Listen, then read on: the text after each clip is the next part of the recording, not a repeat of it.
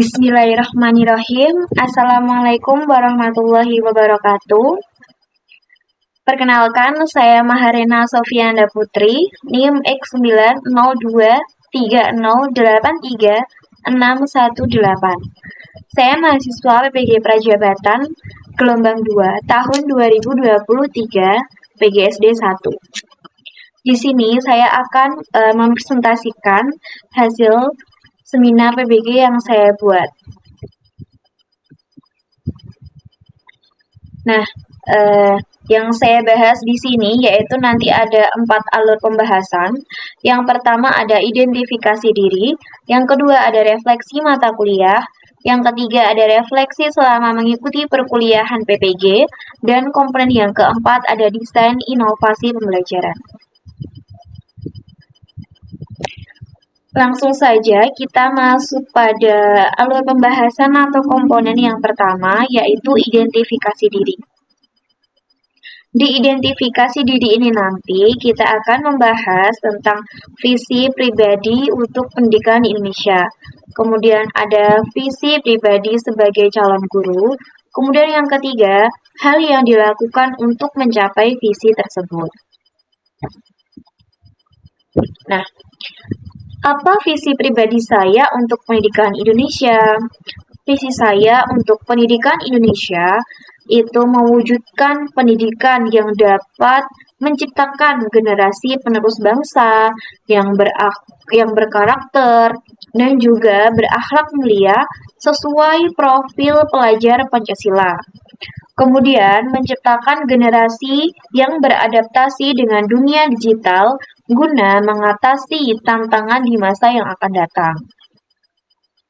Kemudian, apa visi terhadap sosok calon guru? Visi saya terhadap sosok calon guru yaitu menjadi guru yang inspiratif, yang menyenangkan, kreatif, inovatif, serta berwawasan luas, sehingga bisa membantu peserta didik dalam menuju keberhasilan serta dapat menjadikan peserta didik tersebut berkarakter berakhlakul karimah atau berakhlak mulia. Kemudian, apa yang akan saya lakukan untuk mencapai visi tersebut? Yaitu yang pertama, menanamkan karakter mulia. Kemudian yang kedua, menciptakan pembelajaran yang inovatif yang menyenangkan, agar peserta didik selalu senang untuk belajar dan agar tidak mudah bosan. Kemudian yang ketiga, mengembangkan teknologi dalam pembelajaran. Kemudian yang keempat, membimbing dan mempersiapkan peserta didik dalam menghadapi perkembangan zaman. Kemudian yang kelima, mengikuti pelatihan yang berkaitan dengan peningkatan kompetensi seorang guru profesional. Pada halaman ke-6 ini, selanjutnya kita masuk pada komponen yang kedua, yaitu refleksi mata kuliah. Di sini terdapat 12 mata kuliah, yaitu yang terdiri dari semester 1 dan juga semester 2. Ada mata kuliah wajib, selektif maupun elektif. Kita masuk pada mata kuliah yang pertama, filosofi pendidikan. Nah, di filosofi pendidikan ini membahas tentang sejarah pendidikan di Indonesia, dari pendidikan yang membelenggu sampai pendidikan yang memerdekakan. Filosofi Ki Hajar Dewantoro yang terdapat pada mata kuliah filosofi pendidikan ini tentang pendidikan yang memerdekakan dan berpihak pada peserta didik, serta Pancasila sebagai fondasi pendidikan di Indonesia. Jadi, peserta didik diberi pembelajaran itu sesuai dengan kodrat zamannya. Kemudian mata kuliah yang kedua yaitu pemahaman peserta didik dan pembelajarannya. Membahas tentang teori belajar seperti behavioristik, sosial kognitif, konstruktivisme, humanis, dan juga perkembangan. Selain itu, juga mempelajari terkait asesmen, prinsip asesmen, maupun jenis-jenis asesmen, yaitu ada asesmen diagnostik pada awal pembelajaran, kemudian formatif, kemudian asesmen sumatif. Selain itu juga mempelajari tentang lingkungan belajar yang aman dan nyaman bagi peserta didik. Mata kuliah yang selanjutnya yaitu prinsip pengajaran dan asesmen yang pertama atau asesmen 1 pada semester 1. Nah, ini mempelajari cara merancang asesmen dan perencanaan pembelajaran. Asesmen yang dipelajari dengan menggunakan prinsip UBD atau Understanding by Design. Asesmen ini sebagai alat untuk mengetahui kebutuhan belajar peserta didik. Kemudian, menelaah kesesuaian pembelajaran dan asesmen dengan pendekatan TARL atau pendekatan CRT. Kemudian, mata kuliah yang selanjutnya yaitu PPL 1 atau Praktik Pengalaman Lapangan 1. Nah, pada PPL 1 ini kita melalui beberapa tahap, yaitu yang pertama orientasi atau pengenalan. Nah, di orientasi pada PPL 1 ini kami melakukan wawancara dengan guru pamong, dengan wakasek kurikulum, dan juga wakasek tata usaha, yaitu mengobservasi atau menanyakan tentang manajemen yang ada di sekolah mitra tersebut. Kemudian yang kedua, observasi. Nah, pada tahap observasi ini kita mengobservasi atau melihat lingkungan belajar pada peserta didik, lingkungan belajar di kelas, seperti itu. Kemudian yang ketiga ada asistensi mengajar. Nah, pada asistensi mengajar ini yaitu kita membantu guru pamong pada saat pembelajaran di kelas. Kemudian yang keempat ada praktik terbimbing. Nah, di praktik terbimbing ini kita melalui 3 siklus, yaitu dari minggu ke-5 hingga minggu ke-15. Kemudian yang terakhir yaitu diskusi refleksi akhir PPL. Jadi di diskusi refleksi akhir PPL ini kita mendiskusikan apa saja hambatan, kendala selama melakukan PPL tersebut. Kemudian, pada mata kuliah selanjutnya yaitu teknologi baru dalam pengajaran dan pembelajarannya. Nah, pada mata kuliah teknologi baru ini, kita mempelajari tentang pengintegrasian perangkat teknologi digital guna untuk merancang pembelajaran dengan multimedia yang sesuai dengan lingkungan belajar, serta karakteristik peserta didik yang saat ini yang harus bisa mengikuti perkembangan zaman. Jadi, pada mata kuliah teknologi ini kita mempelajari tentang multimedia atau teknologi digital apa saja yang bisa kita gunakan untuk menyampaikan materi kepada peserta didik. Kemudian, mata kuliah yang selanjutnya ada perancangan dan pengembangan kurikulum. Nah, pada awal topik mata kuliah ini membahas tentang konsep kurikulum sendiri, di mana komponen kurikulum ini terdiri dari tujuan, isi, dan juga strategi atau proses penyampaian, serta yang terakhir evaluasi. Setelah kita mempelajari konsep, selanjutnya kami memasuki pada belajar tentang pendekatan UBD seperti pada mata kuliah prinsip asesmen tadi, yaitu UBD sebagai kerangka kerja kurikulum, di mana UBD tersebut memiliki desain mundur atau backward design, karena dapat dianggap sebagai analisis tugas yang bertujuan untuk mengingat tugas yang harus diselesaikan. Selanjutnya, pada mata kuliah semester 2 ini ada mata kuliah elektif. Nah, di mata kuliah elektif ini kita mempelajari tentang pencegahan dan penanganan kekerasan seksual. Pada abad 21 semakin majunya teknologi, kejahatan seksual di lingkungan sekolah pun semakin meningkat. Maka dari itu pada mata kuliah pencegahan dan penanganan kekerasan seksual ini kita belajar untuk mengenali bentuk-bentuk serta tanda-tanda kekerasan seksual, dan bagaimana menanggapinya secara tepat. Kemudian yang selanjutnya ada pembelajaran sosial emosional. Nah, di pembelajaran sosial emosional ini membahas 5 komponen yang terdiri dari yang pertama ada self-awareness atau kesadaran dari diri sendiri, kemudian yang kedua self-management atau manajemen diri, kemudian yang ketiga ada responsible decision making, pengambilan keputusan yang bertanggung jawab. Kemudian yang keempat ada social awareness atau kesadaran sosial. Kemudian yang kelima ada relationship skill atau keterampilan sosial.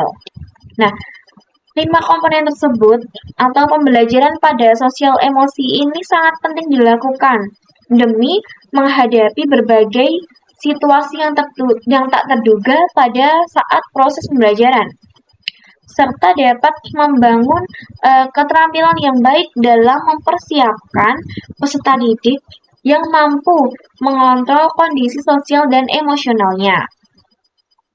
Jika usaha dalam pendidikan yang dilakukan tepat, maka hasil pembelajaran pun akan lebih maksimal. Kemudian ada prinsip pengajaran dan asesmen efektif 2. Nah, ini pada semester 2.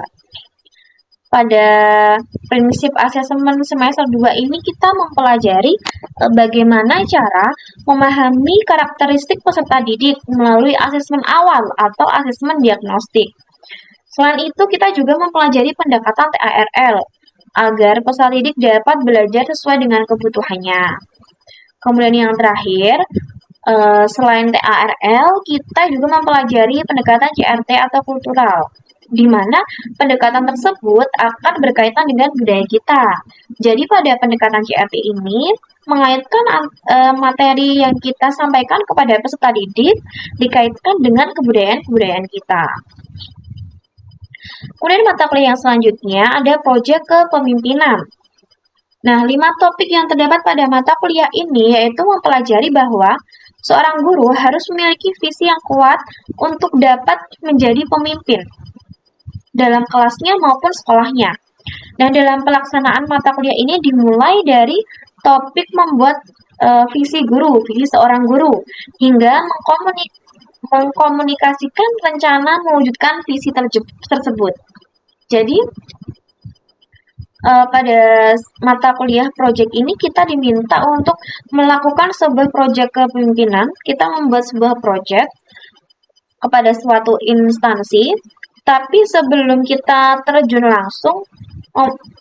langsung pada proyek tersebut, kita belajar untuk membuat proposalnya terlebih dahulu. Kita melakukan mengalis atau melakukan tahap-tahap yang akan kita lakukan apa saja.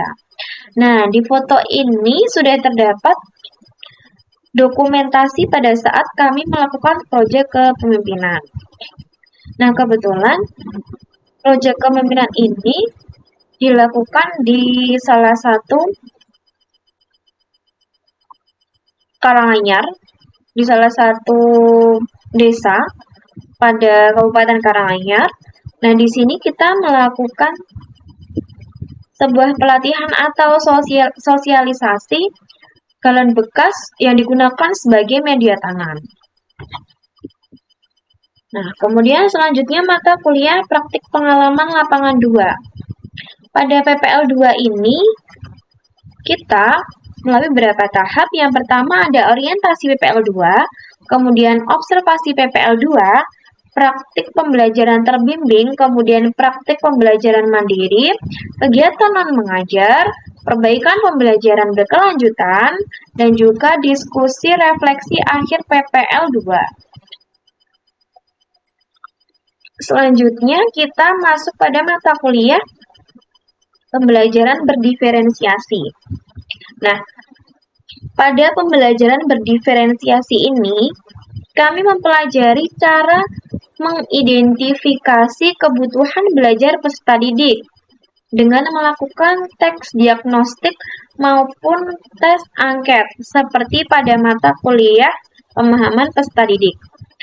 Selain itu juga bisa dengan proses pembelajaran yang sudah dilakukan sebelumnya, sehingga kita dapat menentukan metode dan model mana yang cocok digunakan untuk setiap siswa. Jadi siswa tersebut nanti dilakukan pemetaan. Misalnya dapat dilihat dari sebuah gaya belajar. Ada yang gaya belajarnya itu auditori, kemudian visual, kemudian kinestetik ataupun audio visual. Dilakukan pemetaan. Setelah dilakukan pemetaan tersebut kita observasi bisa menggunakan teks angket. Nah, setelah melakukan pemetaan kita bisa merancang pembelajaran mana yang cocok untuk peserta didik yang memiliki gaya belajar visual, kemudian auditori, kemudian kinestetik. Seperti itu. Nah, dari refleksi mata kuliah yang sudah saya paparkan tadi, ada satu mata kuliah yang bermakna menurut saya, yaitu pada mata kuliah teknologi baru dalam pengajaran dan pembelajarannya. Mengapa saya memilih mata kuliah tersebut sebagai mata kuliah yang bermakna? Menurut saya karena adanya pembelajaran di mata kuliah ini bisa membantu para calon guru untuk dapat lebih kreatif dalam menyajikan pembelajaran di kelas. Guru sebagai fasilitator memiliki kewajiban untuk memfasilitasi segala kebutuhan dan gaya belajar peserta didik. Melalui materi yang dibuat menggunakan teknologi digital, dapat dijadikan contoh sebagai salah satu alternatif pembelajaran yang berbasis teknologi. Kemudian pada abad 21, perkembangan perangkat digital itu terus terjadi begitu pesat. Hampir berbagai aspek kehidupan telah memanfaatkan dan bergantung pada perangkat digital tersebut. Begitupun pada dunia pendidikan. Nah, jadi dengan mengaplikasikan perangkat digital dalam pembelajaran peserta didik, dapat mengeksplorasi bahan ajar di mana saja dan kapan saja, sehingga waktu untuk belajar menjadi fleksibel. Seperti contohnya, video pembelajaran yang bisa diunggah di platform-platform sosial media, seperti itu. Nah, itu bisa peserta didik buka kapan saja dan juga di mana saja. Selain itu, atau juga sekarang banyak sekali kuis-kuis online yang bisa diakses kapan saja. Nah, selain itu, guru pun akan mendapatkan kemudahan dalam menyampaikan materi dan juga fenomena pembelajaran, sehingga pembelajaran lebih bermakna. Guru pun dapat merancang dan merencanakan pembelajaran yang interaktif, kreatif, serta inovatif. Menurut saya, pemanfaatan perangkat digital di Indonesia akan lebih ideal jika ketersediaan sarana dan prasarana perangkat digital tersebar secara merata. Nah, artefak pembelajaran yang dapat saya jadikan bukti hasil refleksi pengalaman belajar ini pada mata kuliah teknologi ini. Nah, berikut link artefak yang saya pilih, yaitu berupa modul ajar yang menerapkan digital. Nah, ini salah satu perintah dari soal UAS, yaitu buatlah rancangan pembelajaran RPP yang menerapkan teknologi digital dalam pelaksanaannya. Kita bisa lihat di sini.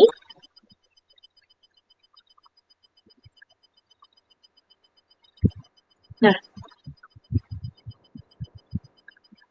ini RPP yang saya buat yang menerapkan teknologi pembelajaran.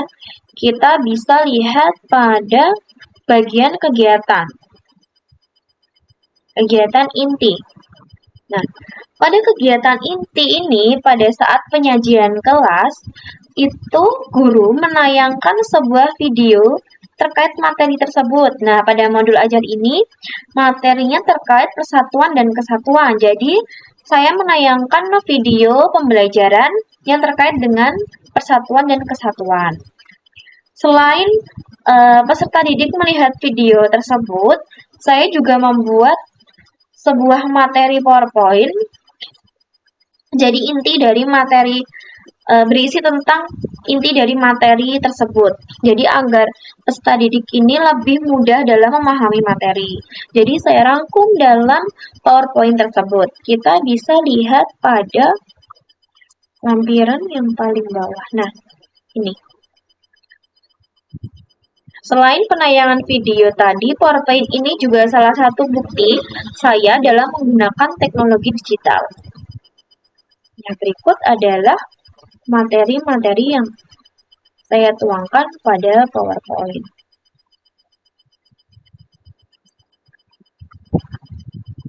Baik. Kemudian, mengapa saya memilih artefak tersebut? Karena artefak tersebut merupakan implementasi mata kuliah teknologi baru. Jadi, hal tersebut salah satu modal bagi guru untuk dapat memberikan pembelajaran di kelas sesuai dengan perkembangan zamannya. Nah, kemudian pada alur pembahasan yang ketiga, kita akan membahas refleksi selama mengikuti perkuliahan PPG. Refleksi pengalaman belajar selama mengikuti program pendidikan profesi guru ini. Setelah mengikuti serangkaian refleksi pengalaman belajar pada mata kuliah seminar PPG, saya menyadari bahwa pendidikan di Indonesia ini seharusnya mengalami perubahan yang lebih baik serta bermakna sesuai dengan filosofi pemikiran Ki Hajar Dewantara. Selain itu, pendidikan di Indonesia ini perlu tetap mempertahankan nilai-nilai luhur dan budaya, walaupun perkembangan teknologi sangat cepat. Selain itu, saya berharap adanya kemerdekaan belajar bagi peserta didik dapat terpenuhi semaksimal mungkin demi menumbuhkan serta mengembangkan bakat dan kemampuan peserta didik sehingga bisa menjadi penerus bangsa yang unggul, cerdas, dan juga bermartabat. Saat ini mungkin sistem pendidikan di Indonesia ini cenderung menekankan pada penguasaan materi pembelajaran dan juga pencapaian akademik. Padahal, setiap peserta didik ini memiliki potensi yang berbeda-beda dan memiliki kemampuan yang beragam.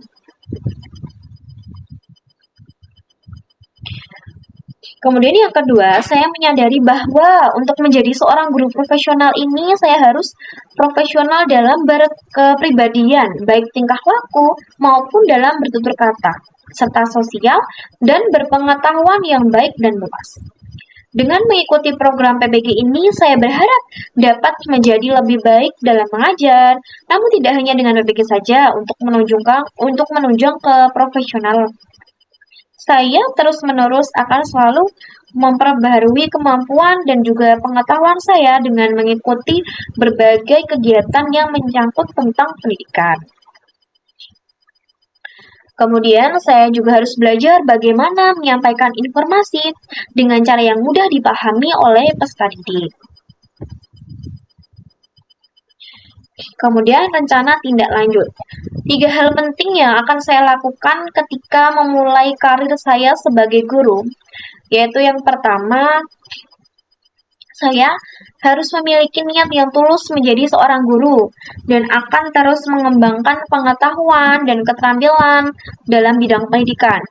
Saya akan mengikuti pelatihan dan juga workshop yang relevan, serta terus memperbaiki diri dengan perkembangan terkini dalam dunia pendidikan. Dengan ini, saya akan menjadi guru yang kompeten dan mampu memberikan pengajaran yang berkualitas kepada peserta didik, insya Allah. Kemudian, yang kedua, saya akan membangun hubungan yang baik dengan peserta didik, orang tua, dan juga rekan kerja saya. Saya akan berusaha untuk menjadi pendengar yang baik dan memahami kebutuhan dan harapan mereka. Kemudian yang ketiga, saya akan menciptakan lingkungan belajar yang positif dan juga akan menciptakan suasana kelas yang aman dan nyaman bagi peserta didik, di mana mereka merasa didengar, dihargai, dan juga diterima. Saya akan mendorong kolaborasi dan partisipasi aktif dari peserta didik, serta menghargai keberagaman dalam kemampuan, minat, dan juga latar belakang peserta didik. Nah, rencana tindak lanjut yang berikutnya, sebagai seorang guru, saya akan melakukan tugas dan tanggung jawab saya penuh dedikasi dan komitmen Saya akan berusaha untuk memberikan pendidikan yang berkualitas kepada peserta didik dengan mengembangkan metode pembelajaran yang menarik. Saya juga akan menerapkan pengajaran Ki Hajar Dewantara, yaitu sistem Among, di mana peserta didik akan merasa sekolah itu adalah tempat untuk belajar yang aman dan nyaman. Sehingga dalam sistem Among ini ada unsur asah, asih, asuh juga amat kuat untuk mengantarkan agar peserta didik dapat tumbuh dan berkembang. Saya juga akan melakukan evaluasi terhadap kinerja peserta didik secara berkala dan juga memberikan umpan balik yang konstruktif untuk memastikan bahwa peserta didik ini terus berkembang. Selain itu, saya akan menerima umpan balik pula dari peserta didik dan juga rekan kerja saya tentang kinerja yang saya lakukan untuk peningkatan profesionalisme sebagai guru. Kemudian, sebagai seorang guru, saya tidak hanya bertanggung jawab untuk mengajar materi pembelajaran dalam kelas, tetapi juga memperhatikan kesejahteraan emosional dan sosial peserta didik. Kemudian komponen yang terakhir yaitu desain inovasi pembelajaran. Nah, pada desain inovasi pembelajaran ini nanti kita akan membahas empat komponen pula, yaitu yang pertama ada identitas pembelajaran, kemudian alur tujuan pembelajaran, modul ajar, serta perangkat pembelajaran. Nah, sebelum kita masuk pada identitas dan juga modul, di sini ada desain inovasi yang saya gunakan pada modul ajar, yaitu ada 3. Yang pertama, metode pembelajaran bermain peran. Nah, di dalam modul ajar nanti yang saya buat, selain metode diskusi, saya juga menerapkan pembelajaran bermain peran pada mapel bahasa Indonesia. Karena materi yang sedang dipelajari terkait jenis uang, jadi peserta didik ini diminta untuk mempraktikkan kegiatan jual beli menggunakan uang mainan. Apakah mereka bisa menggunakan uang tersebut secara bijak? Kemudian yang kedua, yaitu menggunakan pendekatan culturally responsive teaching atau CRT yang sudah dijelaskan pada mata kuliah tadi ini terdapat pada mata kuliah prinsip pengajaran asesmen. Nah, pada pendekatan CRT ini mengaitkan materi dengan kebudayaan yang ada di Indonesia. Kemudian yang ketiga ada pengintegrasian teknologi. Nah, di pengintegrasian teknologi pada pembelajaran kali ini saya menggunakan PowerPoint untuk materinya. Kemudian saya menggunakan aplikasi Wordwall untuk kuis. Nah, untuk lebih jelasnya, mari langsung saja kita lihat pada pertama identitas dulu. Di sini saya menggunakan mapel bahasa Indonesia pada fase A kelas 1 untuk elemennya yaitu menyimak, membaca, menulis. Kemudian capaian pembelajarannya, peserta didik dapat mengenali dan memahami nilai dari berbagai jenis uang, baik uang logam maupun uang kertas. Nah, di sini ada alur tujuan pembelajaran. Ini alur tujuan pembelajaran secara umum. Peserta didik memiliki kemampuan berbahasa untuk berkomunikasi dan bernalar sesuai dengan tujuan kepada teman sebaya dan orang dewasa di sekitar tentang diri dan lingkungannya. Ini secara umum. Kemudian pada materi yang saya sampaikan sendiri, itu pada capaian pembelajarannya, peserta didik dapat mengenali dan memahami nilai dari berbagai jenis uang, baik uang logam maupun uang kertas. Nah, pada tujuan pembelajarannya sendiri, yang pertama, peserta didik dapat membedakan uang jenis logam dan juga kertas dengan benar. Kemudian yang kedua, peserta didik dapat menuliskan nilai uang sesuai gambar dengan benar. Kemudian yang ketiga, peserta didik dapat mengetahui fungsi dari uang tersebut dengan tepat. Nah, ini modul ajarnya, identitasnya sudah saya jelaskan tadi. Kemudian profil pelajar Pancasila, yaitu beriman, bertakwa kepada Tuhan Yang Maha Esa, nanti ditunjukkan pada saat berdoa, kemudian berkebinekaan global. Pada ATP tadi sudah ada, nah nih, untuk menyanyikan lagu nasional. Kemudian gotong royong. Nah, gotong royong bekerja sama, berkelompok, kemudian mandiri saat mengerjakan tugas dan juga benar kritis. Kemudian pada sarana dan prasarana, medianya saya menerapkan teknologi, yaitu seperti tadi PowerPoint, kemudian ada benda konkret, uang kertas dan juga uang logam. Kemudian alat yang saya gunakan laptop, alat tulis, proyektor, dan juga speaker. Bahan ajarnya sendiri ada buku bahasa Indonesia untuk SD atau MI kelas 1 dan juga LKPD. Untuk pendekatannya, saya menggunakan CRT, Cultural Responsive Teaching tentang kebudayaan. Kemudian model pembelajarannya saya menggunakan STAD, Student Teams Achievement Division. Kemudian capaian pembelajarannya tadi mengenali dan memahami nilai dari berbagai jenis uang. Kemudian tujuannya sudah saya jelaskan tadi. Kemudian kita langsung pada kegiatan inti. Nah, kegiatan pendahuluan. Itu yang pertama, guru menyapa dan mengucapkan salam. Kemudian yang kedua ini melakukan doa menurut kepercayaan masing-masing. Nah, ini termasuk pendekatan Culturally Responsive Teaching atau CRT. Kemudian yang berkaitan lagi, nah sebelum kita masuk ke inti, saya menanyakan pertanyaan pemantik dulu kepada peserta didik tentang sebutkan jajanan tradisional yang ada di tempat tersebut. Kemudian jajanan tersebut dapat kita beli menggunakan apa, dengan jenis uang apakah yang ibu guru bawa. Seperti itu. Jadi di sini maksudnya, untuk lebih jelasnya nanti akan saya tampilkan untuk PPT-nya. Nah, kemudian ini kegiatan inti, guru menampilkan gambar tradisional. Itu juga termasuk CRT. Nah, selanjutnya pada pembentukan kelompok. Di sini saya membentuk menjadi 4 kelompok, kemudian diminta untuk duduk bersama kelompoknya masing-masing.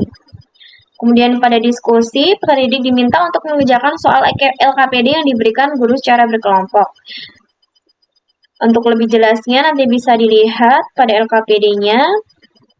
Kemudian ini pemberian kuis. Pemberian kuis ini saya gunakan aplikasi WordWall pada Quizizz. Kemudian ada evaluasi dan juga kesimpulan. Kemudian ini ada asesmennya pada penilaian sikap. Kemudian indikator berdoa, bersyukur, dan juga kesadaran. Nah, untuk pengetahuan kognitifnya saya menggunakan soal evaluasi. Nanti bisa juga dilihat. Ada refleksi guru, pengayaan remedial. Nah, di sini perangkat pembelajaran. Tadi PowerPoint tadi atau materi tadi kita buka. Nah, di sini saya menerapkan teknologi, yaitu menggunakan PowerPoint pada materi tersebut. Yang pertama, saya bertanya kepada peserta didik, tempat apakah ini? Nah, tempat ini adalah pasar tradisional. Jadi itu dikaitkan dengan kebudayaan di Indonesia. Dan juga nama-nama jajanan tradisional. Kemudian saya bertanya kepada peserta didik, di dalam pasar tersebut ada jajanan tradisional apa saja? Lalu peserta didik menyebutkan jajanan yang digambar tersebut. Ada kue putu, nagasari, kue cucur, kemudian cenil, kemudian ada getuk. Nah, di situ saya kaitkan dengan kebudayaan di Indonesia. Nah, kemudian setelah itu pada gambar terakhir ini ada jajanan getuk. Lalu anak-anak saya minta untuk menyanyikan lagu getuk secara bersama-sama melalui YouTube. Nah, ini secara bersama-sama.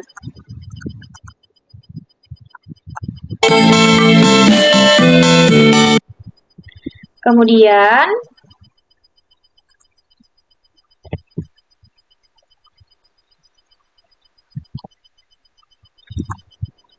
setelah itu, nah ini materinya. Lalu kita masuk ke materi. Saya bertanya kepada peserta didik, kita bisa membeli jajanan tersebut menggunakan apa? Nah, baru saya jelaskan materinya menggunakan uang. Ada jenis uang kertas dan juga uang logam. Kemudian fungsi uang sebagai alat tukar yang sah, alat pembayaran, dan juga identitas suatu negara. Nah, kemudian dalam bermain peran ini saya meminta peserta didik untuk mempraktikkan kegiatan jual beli menggunakan uang mainan bersama kelompoknya. Yang satu orang menjadi penjual dan yang lain menjadi pembeli. Tuh. Baik. Kemudian yang selanjutnya,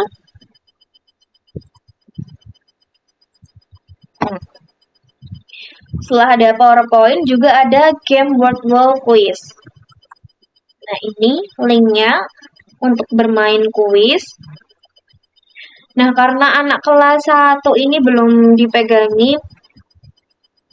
diperbolehkan untuk menggunakan handphone ataupun perangkat lainnya. Jadi di sini saya membacakan kuisnya melalui aplikasi Wordwall ini. Nah, ini nanti saya tampilkan ke menggunakan LCD. Nah, dari sini alat untuk pembayaran disebut apa? Nanti ada A, B, atau C. Jadi siswa nanti menjawab. Kemudian pertanyaan kedua, pertanyaan ketiga, dan juga pertanyaan keempat dan kelima. Ada 5 pertanyaan. Seperti itu. Nah, kemudian setelah itu ada lembar kerja peserta didik. Lembar kerja peserta didik. Nah, di sini LKPD, saya minta peserta didik untuk mengerjakan LKPD ini secara berkelompok. Kemudian yang terakhir ada soal evaluasi. Soal evaluasi ini dikerjakan pada akhir pembelajaran. Pada akhir pembelajaran, seperti ini. Baik.